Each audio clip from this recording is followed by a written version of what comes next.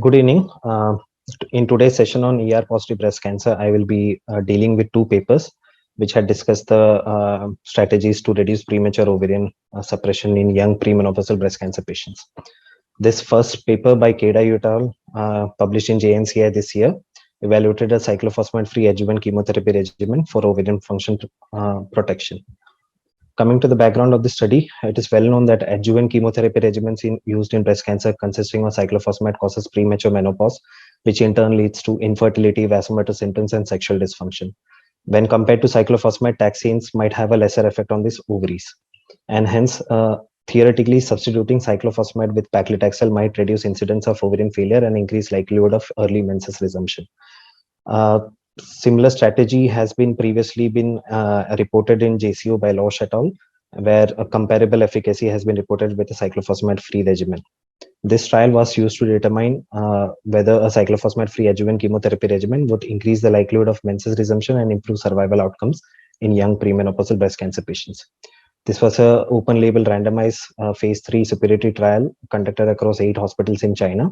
18 to 40 years of aged female young premenopausal patients with an ER-positive HER2-negative breast cancer after undergoing surgery were randomized to a cyclophosphamide-free arm consisting of epirubicin paclitaxel given every 3 weekly for 4 cycles, followed by weekly paclitaxel for 12 cycles, compared to epirubicin cyclophosphamide given every 3 weekly for 4 cycles, followed by weekly paclitaxel for 12 cycles.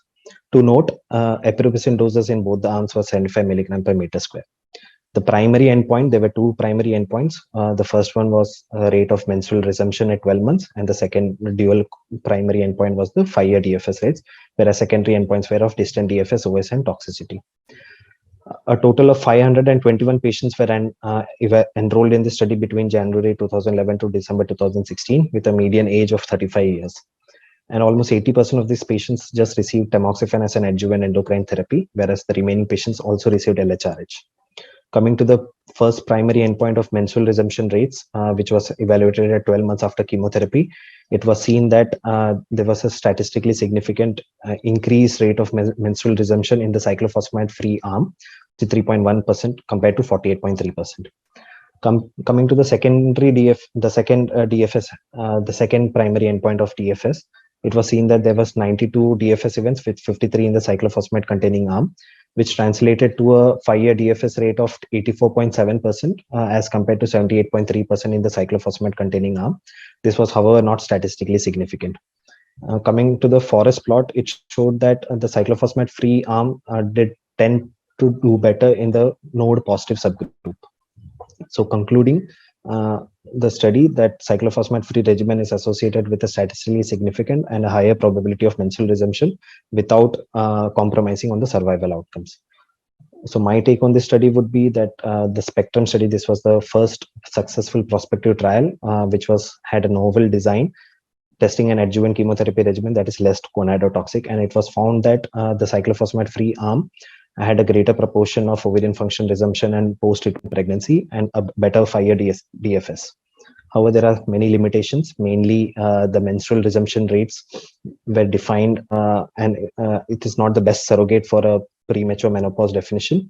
There are no information on the menstrual resumption rates after 12 months because it is well known that menstrual resumption can occur even after 1 year after therapy. And also, in one of the prior studies, NSABP B30, which evaluated doxorubicin docetaxel, it was seen that there are inferior disease outcomes with this cyclophosphamide-free regimen. The epirubicin dose used in the study was 75 milligram per meter square, which is less than the 90 milligram per meter square used in the conventional EC regimen. With the increasing use of paclitaxel in the cyclophosphamide-free arm, the incidence of neuropathy is doubled. And also similar menstrual resumption rates can be achieved with the use of LHRH agonist. So a longer follow-up data and more studies are needed before we use this strategy. Coming to the second study, which was by Matteo Lambertini et al., which was a phase 3, the final analysis of the PROMISE study. We all know that recently the guidelines have been recommending LHRH agonist during chemotherapy to reduce premature ovarian insufficiency. The long-term safety data on this approach in patients with a hormone receptor positive subgroup is not available. And also there is limited information for this approach in terms of fertility preservation and future pregnancies.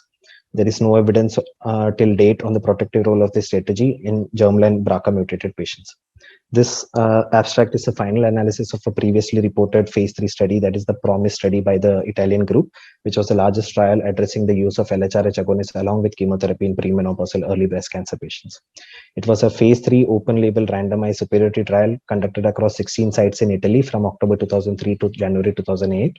Stage 1 to 3 premenopausal patients were randomized to receive either neoadjuvant or adjuvant chemotherapy alone versus the chemotherapy along with triptorelin arm. The primary endpoints was incidence of premature menopause, and as a part of post-hoc analysis, DFS, OS, and post-treatment pregnancies was also evaluated. In this abstract, an exploratory analysis was also done in germline BRCA mutated patients.